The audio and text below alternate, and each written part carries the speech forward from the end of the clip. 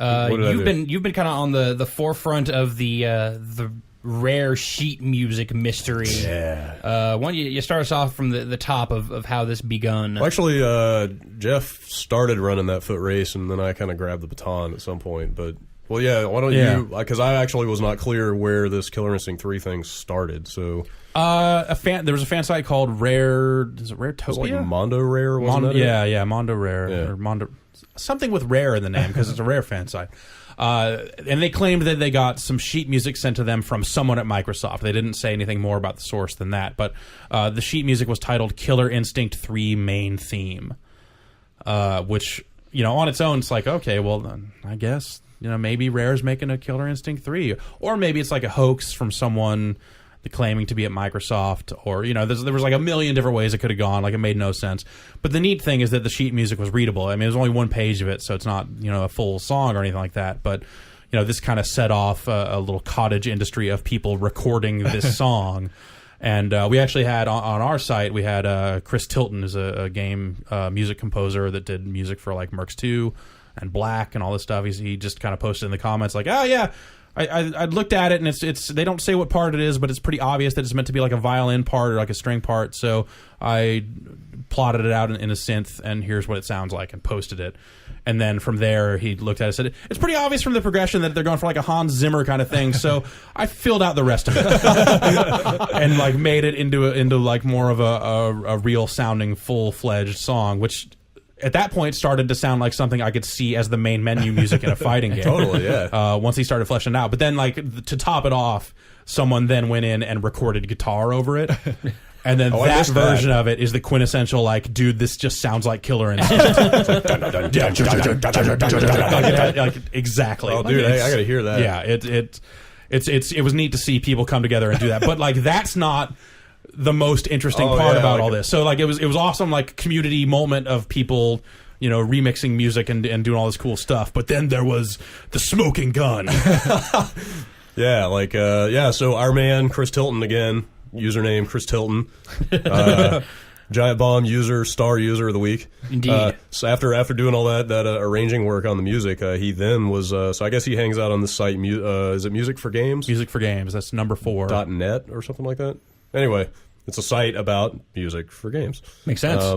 He hangs out on there, and they had basically unrelated coverage of the the recording sessions for the new Viva Pinata. For all the music for that. Yeah. And there happened to be a shot of some sheet music from that game sitting on the exact same table that the picture shows the Killer Instinct 3 theme sitting on. So you could not see the Killer Instinct 3 sheet music next to the Viva Pinata sheet music. No, but it's very clear. But if you look at that table, it's very clear. There's a very specific pattern on the tabletop. It's like it's irrefutable that these two pieces of music at one time sat on the same table. In the same brand of table. We can't say that they were in the same location. I think it's conclusive proof. I don't know. It could be an IKEA table that everybody's got. I don't know. It's pretty compelling. It is. I'm saying there's a shadow of a doubt. I'm saying that OJ walks on this. unless the person who leaked the photo knew what table was in the studio. Right. Rare. Exactly. Oh, God. This could be a really diabolical fake. This would be the best fake ever. OJ didn't say to bring guns to that hotel. So if it were to be at the same table, we're just saying that means the Killer Instinct 3 stuff is legit. Is that? Yeah, we're saying that at some point someone wrote music called Killer Instinct 3 main theme. It's legit that it was written, and that's about it. Like, you don't know if it was actually recorded or if it was taken, anything. If it was there in that studio. I guess that was taken at the studio where the orchestra was, not a Rare building, an orchestra building, which you could then take to mean that someone from Rare took it there. Why would they take it there if it wasn't going to be recorded? Why would they record it if there wasn't a game? You just want to make a ringtone, a very expensive ringtone. Yeah. Totally possible. Yeah. Maybe, or it could just be a piece of music they wrote a long time ago that now they're using for something else. Or it could have been like something that the dude somebody wrote for Viva Pinata that was like, it kind of sounds like it would be like Killer Instinct. Let's just call this one Killer Instinct 3 instead of like Midnight Song. Right. You know?